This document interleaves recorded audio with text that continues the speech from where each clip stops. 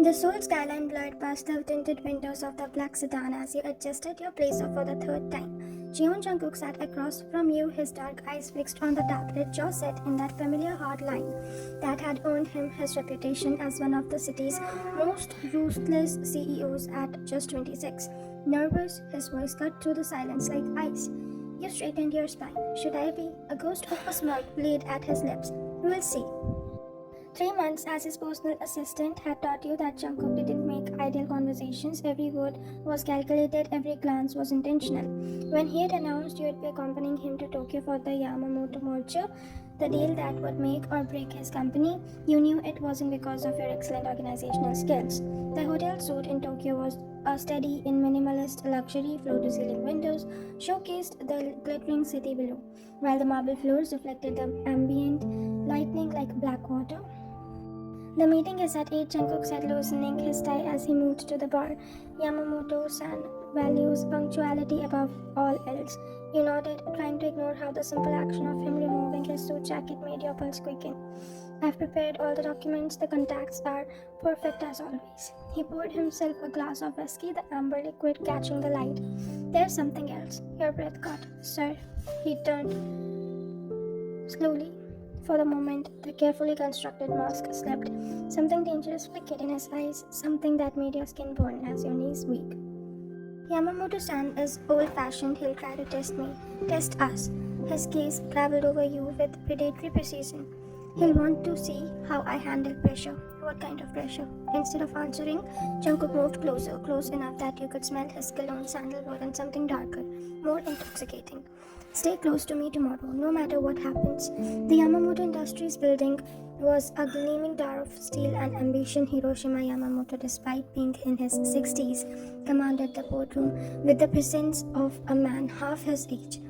His sharp eyes missed nothing as they swept over you and Jungkook. Jeon-san, Yamamoto smiled, but it didn't reach his eyes. I see you brought your assistant. The way he said the word made your skin crawl, but Jungkook's expression remained impassive. Wine is invaluable to my operations. Jungkook replied smoothly, I'm sure she is. The meeting progressed with surgical precision. Contracts were reviewed, terms negotiated, and through it all, you felt Yamamoto's calculating gaze. It was during the lunch break that everything changed. Such a beautiful assistant, Yamamoto commented on his aide to Japanese. Not knowing you understood every word. I wonder how delicate and dedicated she is to her position. Your blood ran cold as his aide chuckled, but it was Jungkook's reaction that made your heart stop. His knuckles went white around his coffee cup, and when he looked at you, his eyes were pure fire. Wine, he said quietly, come here. You moved to his side and his hand settled on the small of your back, possessive, protective, burning through the thin fabric of your blouse. Is there a problem, Yamamoto-san? Jungkook's voice was silk over steel. The older man's eyes glittered with amusement. Not at all. I simply appreciate it. Dedication in all its forms. It doesn't matter. It matters to me. His voice cracked, and suddenly the invincible CEO was gone, replaced by something raw and vulnerable, and utterly devastating. You matter to me. The confession hung between you like a lit fuse. You're my boss, you whispered. I'm a man first. His forehead pressed against yours.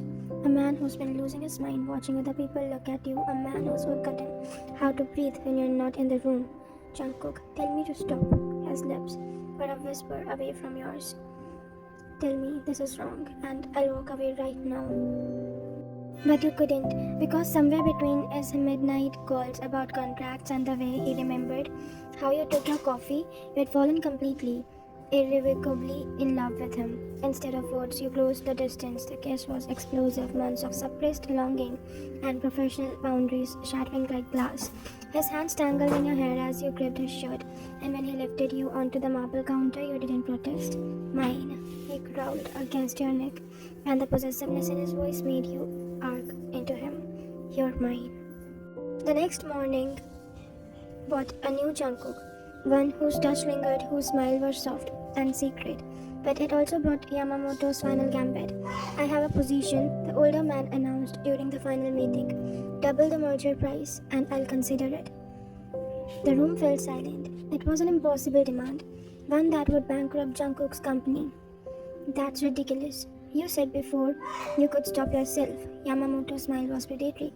Perhaps your assistant would like to negotiate on your behalf. Jion-san, I'm sure we could come to an arrangement. The implacable and implication was crystal clear, and this time Jungkook didn't hide his reaction. He stood slowly, and the temperature in the room seemed to drop 10 degrees. When he spoke, his voice could have cut diamond. Let me make something very clear, Yamamoto-san. He moved behind your chair, his hands settling on your shoulder, in a gesture that was both protective and possessive. Vine is not a part of any negotiation. She is not a bargaining chip. She is mine, and I would burn this entire deal to get ground before I let you lay a finger on her. The silence was deafening. Furthermore, Jungkook continued, his business mask sliding back into place. I've just received word that Park Industries has accepted my offer for their tech subsidiary, the same technology you need for your expansion into smart manufacturing. So you can either accept my original terms or watch your company and competition leave you in the dust. It was a bluff, a magnificent, terrifying bluff that could destroy them both. Yamamoto stared at him for a long moment, then began to laugh. Magnificent, he said, signing the original contract with a flourish. I know there was a fire under that cold exterior. The deal is yours, Jion-san, your woman too, it seems. 6 months later, you stood in Jungkook's office, now their office, watching him work. The Yamamoto deal had been the first of many successes, but it wasn't the merger that had changed everything. It was just the moment he had chosen you over everything else. Regrets? He asked, not looking up from his papers. You moved to perch on the edge of his desk, and his hands immediately found your waist, pulling you closer. Only that it took a creepy businessman in Tokyo for you to finally kiss me. His laugh was warm against your throat. I was trying to be professional. Since when? Since I realized I was completely, hopelessly in love with my assistants. He looked up at you then, and the tenderness in his dark eyes still took your breath away. Since I realized that losing you would destroy me more than losing any business deal, you cupped his face in your hands, thumbs tracing the strong line of his jaw. Well then, Mr. June, I suppose you're stuck with me. Forever, he murmured against your lips. If you'll have me, forever. You agreed and kissed the cool, ruthless CEO who had set the world on fire for you. Outside Seoul glittered in the evening light, but inside that office there was only heat, the kind that could warm you for a lifetime. The Charity Gala was in full swing, Seoul's elite mingling beneath crystal chandeliers as soft jazz filled the room. You adjusted the Amerlan silk of your dress, a gift from Jungkook that matched the necklace he had given you for the 1-year anniversary. You look stunning, a familiar voice said behind you. You turned to find Kim Tae-young, your college friend who had recently returned from his MBA program in London. His warm smile was exactly as you remembered. Tae-young, you embraced him warmly. I can't believe you're back. Couldn't miss the biggest social event of the year. Plus, I had heard that through the grapevine that my brilliant friend is now running half of Jiun's Industries, huh? You laughed but noticed how his eyes lingered on you with something deeper than friendship, hardly running it. Jungkook and I are partners now in business and his eyebrows arched playfully. Before you could respond, a familiar presence materialized beside you. Jungkook's arm slid around your waist with possessive precision, his smile polite but his eyes arctic. I don't believe we've met. His voice could have froze champagne. Kim Tae-young, your friend, extended his hand. Ryan and I went to university together. Jungkook's handshake lingered a moment too long. Jion Jungkook, Ryan's fiancé. The word hit like a thunderclap. You stared at him in shock. When had you gotten engaged? The ring box he had been hiding for weeks suddenly made sense. But this wasn't how you had imagined finding out. Jungkook's smile faltered slightly. Congratulations. You're a very lucky man. I know exactly how lucky I am. Jungkook replied, his grip on his waist tightening. The silence in the car was suffocating. Jungkook's knuckles were right on the steering wheel, his jaw locked in that dangerous line he had learned to fear. Fiancé, you finally said. Problem with that? You can't just announce something like that without what? Without asking permission? He pulled into the underground garage of his penthouse with more force than necessary. I saw how he was looking at you. He's my friend Jungkook. Friends don't look at engaged women like they want to devour them. You followed him into the elevator. Anger building. We are not engaged. You never asked me. The elevator doors closed, trapping you both in the small space with your furry. Fine. He dropped to one knee right there, pulling out a black velvet box. Marry me. Get up. Your voice was dangerously quiet. Marry me, Ryan. Not like this, not because you're jealous and possessive. And the elevator dinged and he stood, his face mask of cold rage. Forget it. The penthouse felt like a battlefield. Jungkook paced like a caged animal while you stood by the floor-to-ceiling windows, arms closed and crossed to your chest. You're being ridiculous, you said. Am I? He whirled to face you. Did you see how he touched your arm? How he smiled at you? He was being friendly. He wants you. The words came out like a growl, and you were eating it up. What is wrong with you? Your voice cracked with hurt and anger.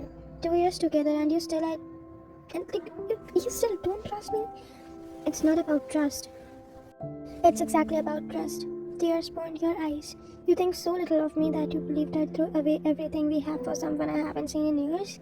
His face crumpled for a moment before the walls went back up.